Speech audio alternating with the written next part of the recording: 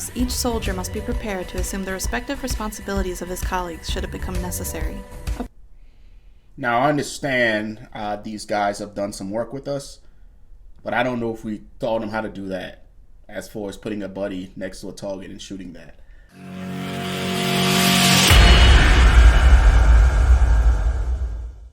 Most elite special operation units in the world. Let's see how accurate this list is.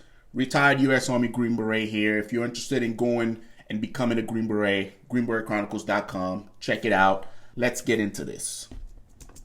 Trained and most formidable units a country can boast. Whether emerging from the water to silently take out guards, or storming a plane to rescue the hostages and eliminate the hostage takers, Special Forces take on some of the hardest missions and live some of the most secret lives in the military world. These troops are the ones that states look to in order to get the job done.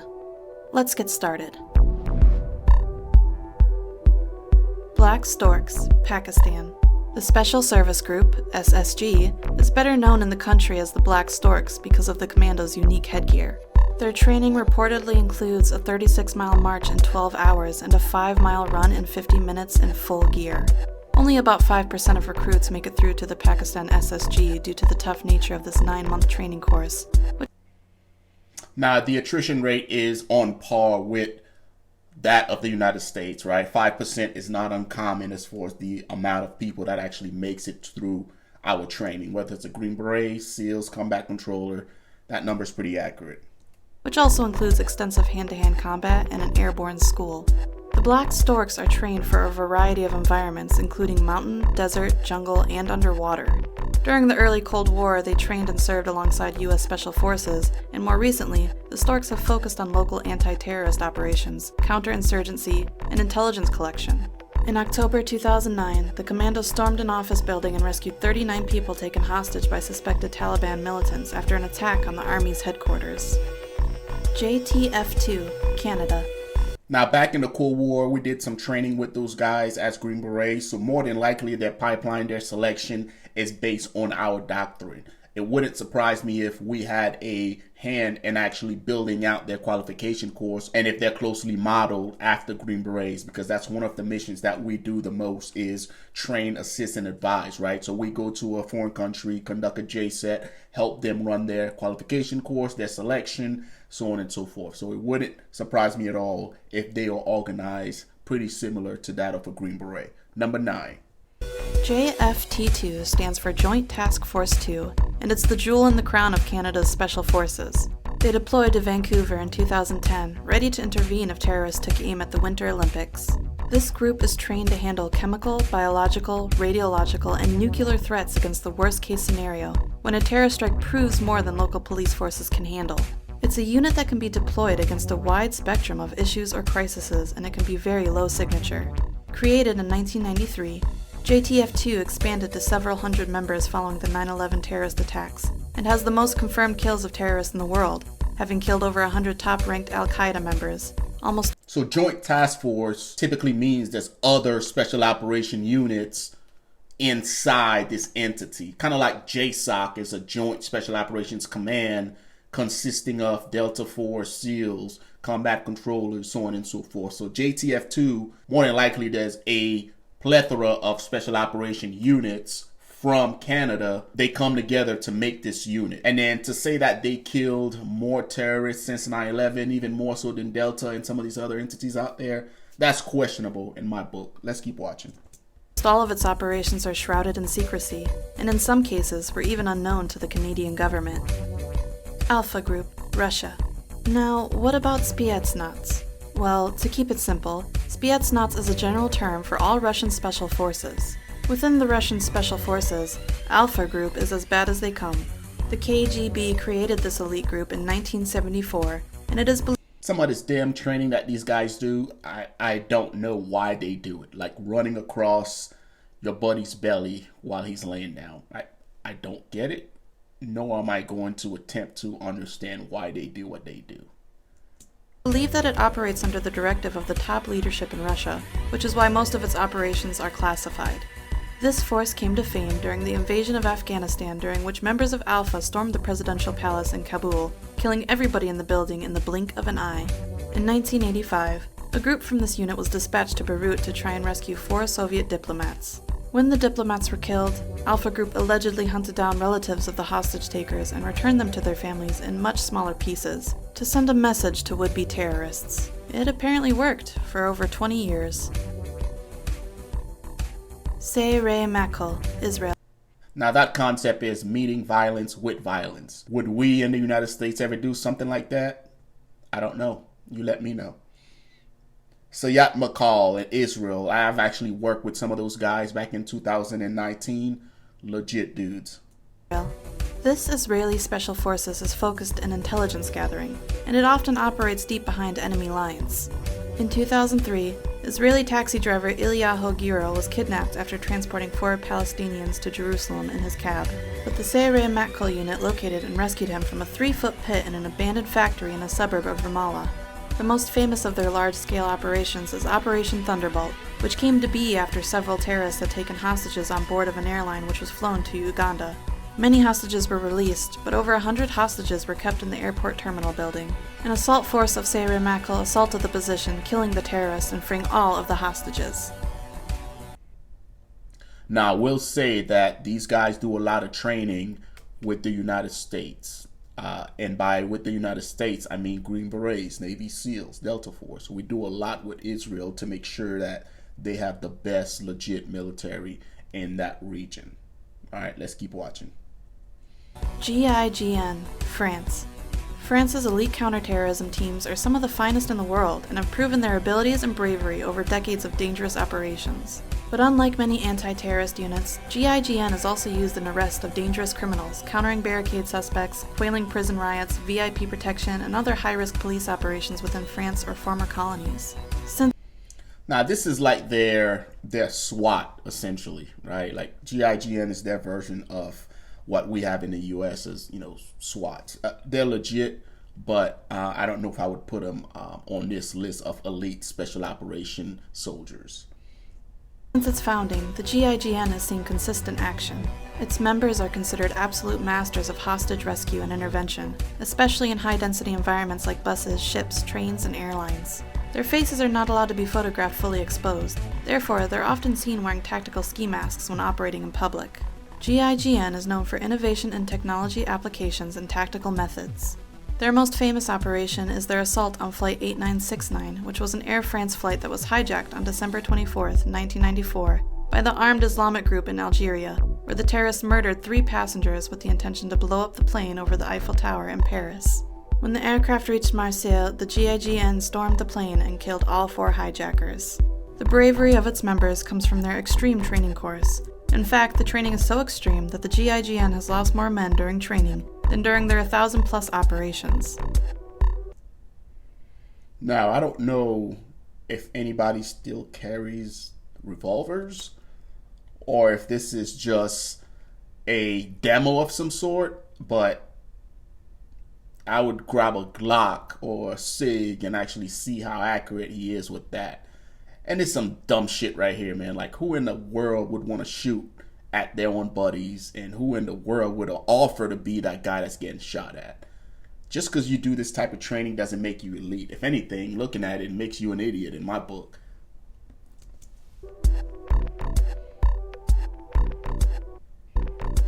GSG-9, Germany. Now, these guys are legit. I've had some run-ins with them. I've done some training with them. They are legit. The GSG-9 was formed after the failure of the German police to rescue 11 athletes kidnapped by a group of terrorists during the Munich Olympics, where all the athletes, 5...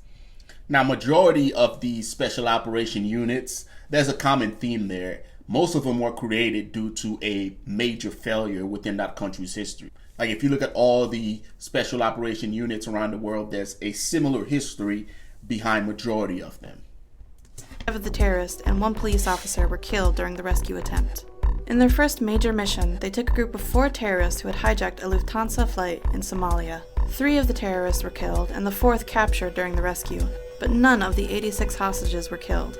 Between 1972 and 2003, the GSG-9 had successfully completed over 1,500 missions, and yet only discharged a weapon. It's a lot of freaking missions. 5 times, 2 of which were to shoot the attacking dogs of people they were trying to arrest. An estimated 300 to 400 Either they're going after targets that are not as rich as far as bad dudes, or they have a legit intelligence cell that enables them to sneak up on the enemy without being compromised at all, and then taking them down before they get engaged. I can't think of any other. Reason why you would go on that many operations and only fire your weapon a couple of times. 100 people now work within the GSG-9, but the exact figure is not known. Its work today concentrates on counterterrorism, hostage situations, and disarming bombs. J.W. Grom, Poland. The Grom is the leader in Poland's anti-terrorism efforts. It was named after the Silent Unseen, which was Poland's elite World War II Special Operations Unit. The Grom began its operations in 1990, and it mostly deployed in unconventional warfare roles as they have special training in operational maneuvering response. Now, I've had run-ins with these guys in Afghanistan while I was deployed down there. Professional dudes, solid dudes, love working with these guys. Since the terrorist attacks of 2001, the Grom has been deployed alongside U.S. Special Operation Forces in Iraq, Afghanistan, and elsewhere. During this time, they have developed a close working relationship with the U.S. Navy SEALs and have a well-earned reputation of being one of the fiercest and most competent special forces on the planet. Their training includes a variety of disciplines. All of the soldiers undergo the same specialized training in anti-terrorism and special operations, as well as frogman, sniping, and parachuting. In 4-man teams, each soldier must be prepared to assume the respective responsibilities of his colleagues should it become necessary. Now, I understand these guys have done some work with us, but I don't know if we taught them how to do that, as far as putting a buddy next to a target and shooting that. And I keep seeing this as an overall theme as I'm watching this video. And again, it's just dumb as shit. I would consider the United States of having the best special operation units in the world. And we don't do any of this training. As for shooting at our buddies or having our buddies stand next to the target while we shoot at them, we don't do any of that. Yet we're very effective in doing work. I understand when you're in a house, you might have to shoot in and around your buddies, but we train that doing CQB. Having a buddy stand there and then transitioning from target to target, I don't know what that accomplished. That's just my 2 cents. Approximately 75% of ground personnel are trained as medics or paramedics and can speak multiple languages. In addition, each group is supported by several professional physicians. Navy SEAL Team 6, USA. You knew these guys were going to have to show up sometime, didn't you? The SEALs are an American Special Forces group created in 1962 which have achieved near mythical status. This is, in part, thanks to Operation Neptune Spear, the mission in which SEALs killed Osama bin Laden, the leader of Al-Qaeda, in 2011. One interesting fact about this mission is that the aircrafts used in the raid were from Area 51. In fact, specially modified helicopters carried Red Squadron of SEAL Team 6 to Pakistan for the raid on Osama bin Laden's compound. Area 51? I haven't heard that one before. So was it an alien spaceship that carried those dudes? Black Hawks were fitted with top-secret radar spoofing technology, allowing U.S. forces to slip across the border unnoticed. These stealth aircrafts were developed and tested at the infamous Area 51, near Groom Lake, Nevada. SEALs will usually penetrate behind enemy lines and finish their mission before the enemy realizes that they're there.